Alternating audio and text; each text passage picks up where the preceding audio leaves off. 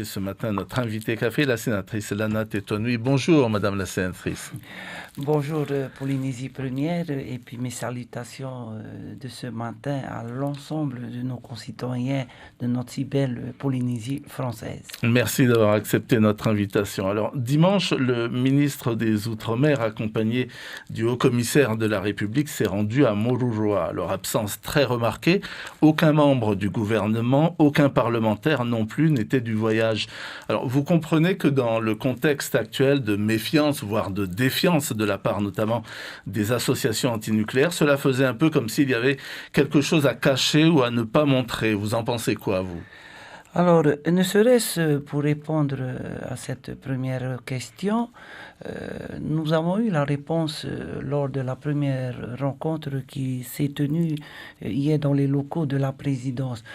Puisque le fait d'aller à Moruroa, cette demande émane des parlementaires de la Polynésie française, à ce que dans la projection de la venue du président de la République, puisque on vient parler du nucléaire, qu'il fallait absolument se rendre sur l'atoll de Moruroa.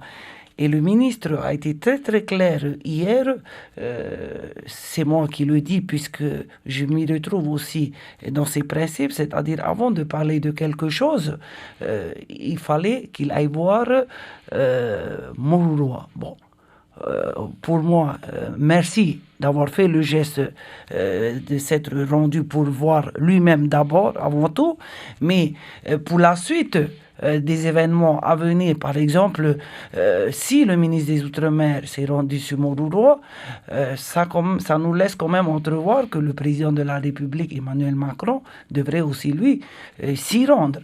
Et à cet effet-là, et c'est une question récurrente que nous ne lâcherons pas, à savoir que s'il y a vraiment un futur déplacement officiel sur Moruroa, à ce que ça soit ouvert aussi à quelques élus, et je pense surtout à tous nos Tawana qui ont des communes dans les alentours, à savoir Turaya, Rikitea, Ho, puissent être invités, et bien sûr quelques élus de notre pays. Alors avant de se rendre sur place, certaines associations ont réclamé que le site soit dépollué un jour et que l'État donc commence à dépolluer ce site. Vous en pensez quoi ? C'est une vieille revendication, mais je ne désespère pas et je m'en réjouis un peu de la première rencontre qu'il y a eu hier parce que tout ça fera partie de tous les travaux et de toutes les préconisations et que j'espère mais vraiment qui aillent dans le sens positif. Quand on parle de dépollution, c'est vrai que l'État a mis des moyens pour commencer par Ho. Aujourd'hui, je viens d'entendre mon collègue Hiro Tefarere, on parle du conteneur dans la passe de Moruroa. Tout ça sera mis sur la table. J'en suis convaincu, puisque je retiens de ce que le ministre a dit, pas plus tard qu'hier, nous sommes bien décidés à tout assumer. Alors sur la question précise des réparations souhaitées par les associations qui luttent aux côtés donc des familles touchées par ces essais nucléaires, j'aimerais que l'on réentende ce que déclarait hier justement le ministre des Outre-mer après avoir rencontré les associations justement. Pour nous, assumer, ça veut dire aussi de faire rencontrer la vérité d'une part et la justice d'autre part.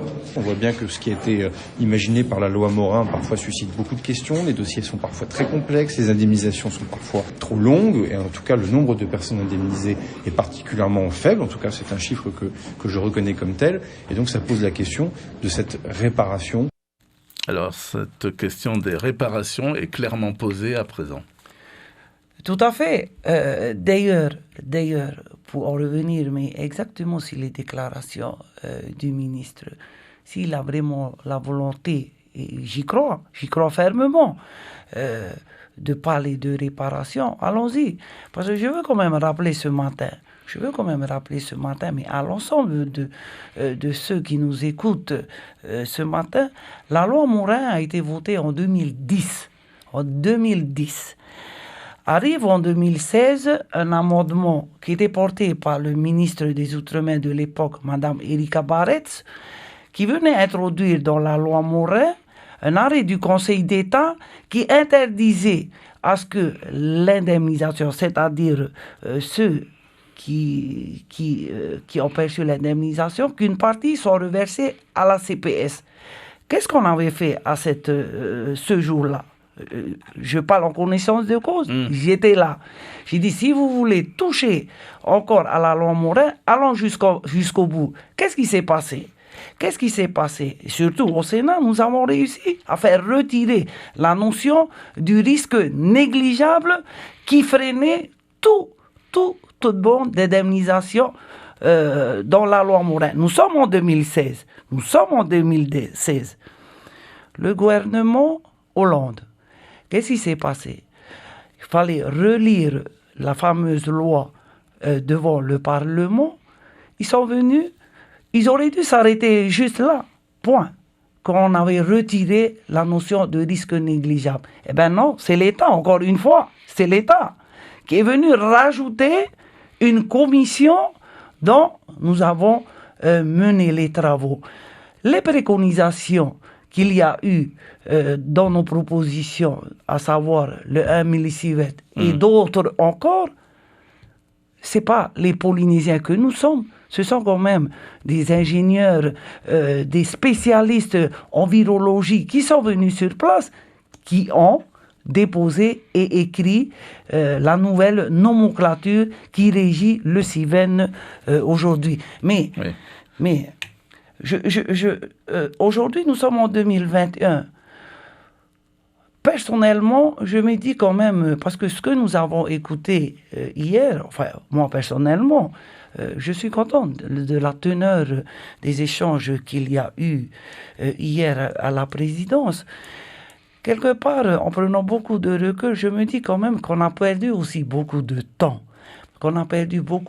Parce que ce que j'ai pu entendre hier, on aurait dû déjà le faire si on s'entendait, enfin s'il y avait vraiment une réelle volonté. Bon. C'est-à-dire avec l'État?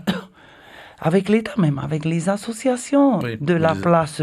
Bon, on me dira toujours qu'il n'est jamais trop tard pour bien faire, et j'y crois fermement. Enfin, je rappelle aussi qu'on est aussi à 1 an du renouvellement des élections présidentielles. Hollande a fait pareil aussi, il était arrivé ici en 2016, mais j'y crois fermement. Et j'espère en tous les cas qu'on va arriver un jour où on passera à autre chose. C'est ce qu'a dit notre Tawana Ho hier. On est figé sur une histoire d'argent, d'indemnisation, mais il y a la génération dont je fais partie aujourd'hui. Nous avons besoin d'avancer dans la vie aujourd'hui. Alors il faut revoir, d'après vous, le système d'indemnisation, le corriger pour permettre de faciliter plus de traitement de dossiers. Ça fait 3 semaines. On m'a entendu à l'Assemblée de Polynésie, sur les ondes de la presse, une loi, ce sont les hommes qui l'écrivent, c'est pas le bon Dieu. Et ce que l'homme peut écrire, l'homme peut corriger comme l'homme peut défaire. Et nous sommes preneurs parce que il va falloir travailler aussi bien avec tout le monde.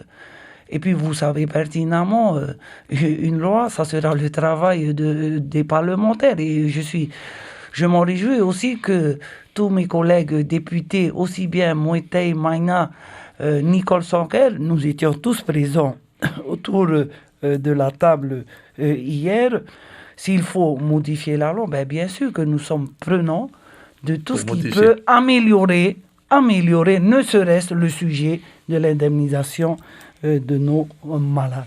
Alors, vous avez souvent déclaré, Lana Tetuanui, que devant ces dossiers de famille victimes des essais nucléaires, vous souhaitez une indemnisation juste. C'est quoi une indemnisation juste? Oui, parce que on ne peut pas parler de la même chose.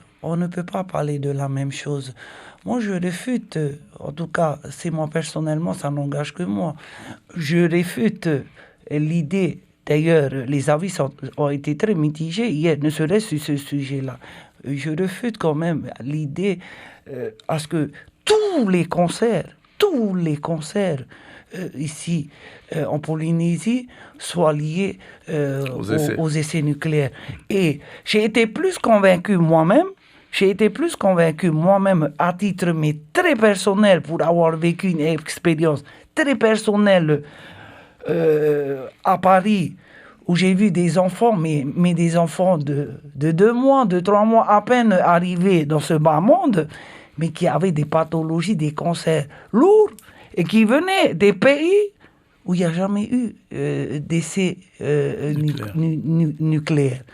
Moi, je dis que oui à la réparation de tous ceux, et c'est là où je rejoins la position de notre président Édouard Fritsch, de tous ceux qui ont travaillé à Mururoa. Idem, s'ils ne sont plus de ce monde, que les ayants droit puissent bénéficier. Et j'arrêterai là. On a la liste de tous ceux qui ont travaillé à Mururoa depuis 1966. Point. Et qu'est-ce qu'on fait des malades ? Des personnes qui sont tombées malades, qui appartenaient à des familles et qu'on n'a pas répertoriées, justement. C'est la question qui a été... C'est une des questions qui a été posée hier. Il y a ceux qui ont été identifiés, mais malheureusement, il y en a pas mal aussi qui n'ont pas été identifiés. C'est quelque chose aussi qu'on savait. Pourquoi ? Parce qu'il y avait quand même cette mauvaise volonté de certaines entreprises de l'époque. J'étais pas encore né. Il n'y avait pas de déclaration à la CPS. On découvre aussi ça, qu'il y en a pas mal qui n'ont jamais été déclarés à la CPS. Comment faire aujourd'hui ? Si on a encore qui sont vivants, c'est la parole. Ça sera la parole donnée. C'est tout. Mais voilà, ça fait partie des travaux aussi qui seront mis sur la table. Alors, justement, à cette table ronde qui va se tenir à Paris, il faut y mettre un contenu, un ordre du jour. Les associations veulent, on l'a dit, des réparations qui pourraient prendre la forme de réalisation ou d'investissement pour développer, par exemple, la desserte des îles, la construction d'un centre régional de lutte contre les cancers, etc. Vous pensez qu'il faut avancer des propositions dans ce sens ? Bien sûr. Parce que nous avons une génération quand même d'enfants qui arrivent. Nous avons beaucoup de jeunes qui sont encore sur le carreau et qui n'arrivent pas à trouver d'emploi aujourd'hui. Nous venons de faire une tournée de 7 jours dans les îles Tuamotu. À part le copra et le poisson, mais nous avons été interpellés. Certains quand même, et ça j'y crois beaucoup, confirmé par notre Tamna de Ho hier, aujourd'hui, nous avons besoin que l'État nous accompagne, parce que nous avons beaucoup de projets, dont certains que vous venez de citer. Bien sûr, ça se fera en 2 temps. La feuille de route qui a été un peu tracée par notre président Édouard Fritsch hier est un peu claire. Il y a l'aspect des malades eux-mêmes, ça sera un point, c'est sûr, et je pense même que ça sera le préambule. C'est un peu aussi notre position. C'est l'humain avant tout. Et puis viendra après tous les problèmes environnementaux, économiques et sociaux qui vont être aussi débattus. Merci beaucoup, Madame la sénatrice Nana Tetuanui, d'avoir répondu favorablement à notre invitation. Merci à Polynésie Première de m'avoir invité.